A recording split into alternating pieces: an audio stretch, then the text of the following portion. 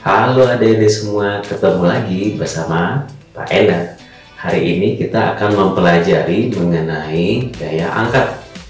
Pernahkah adik-adik membenamkan bola ke dalam air? Apa yang dirasakan? Yang kita rasakan adalah adanya gaya angkat ke atas terhadap tangan kita akibat dari tekanan yang diberikan oleh air terhadap bola.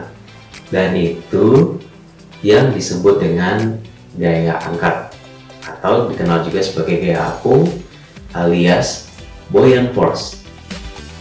Di dalam contoh kasus lain, barangkali adik-adik pernah berpikir seperti ini, kenapa ya kapal yang terbuat dari logam baja itu bisa terapung di atas permukaan air laut, padahal dia memiliki bobot yang sangat besar.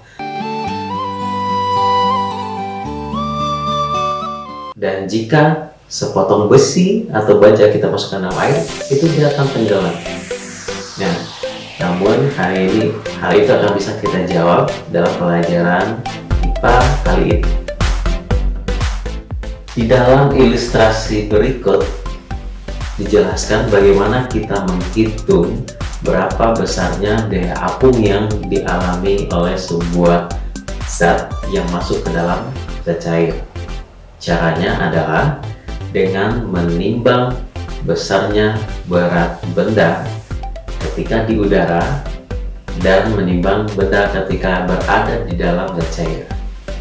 Nanti kita akan temukan selisihnya, dan selisih tersebut merupakan besarnya gaya apung yang bekerja pada zat tersebut. Dan di gambar tersebut adik-adik bisa melihat berapa jumlah volume air yang terpisahkan.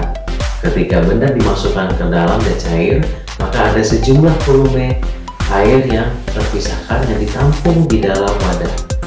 Dan volume yang tertampung di dalam wadah itu, jika ditimbang beratnya, itu akan sama besar dengan gaya apung atau gaya angkat yang bekerja pada zat yang masuk ke dalam zat cair. Maka dapat juga kita sebut besarnya gaya apung adalah sebesar selisih dari berat benda ketika di udara dikurangi dengan berat benda ketika di dalam zat cair. Itulah yang menjadi besarnya gaya angkat pada suatu zat. Hal ini pertama kali diselidiki oleh Archimedes. Makanya kemudian dikenal sebagai hukum Archimedes, di mana Archimedes mengatakan bahwa sebuah benda yang tenggelam seluruhnya atau sebagian di dalam suatu fluida akan mengalami gaya angkat ke atas oleh sebuah gaya yang sama dengan berat fluida yang dipindahkan atau didesa oleh benda tersebut. Gaya ini disebut dengan gaya apung. Penyebab fisiknya adalah perbedaan tekanan antara bagian atas dan bagian bawah benda. Adik-adik sekalian, secara matematis, besarnya gaya angkat dapat dihitung dengan persamaan berikut. Gaya angkat itu adalah selisih dari tekanan antara bagian atas dengan bagian bawah dikalikan dengan luas penampang. Dari persamaannya, FA sama dengan P2 dikurang P1 dikali A, dengan P2 sebesar P1 ditambah rho dikali G dikali D.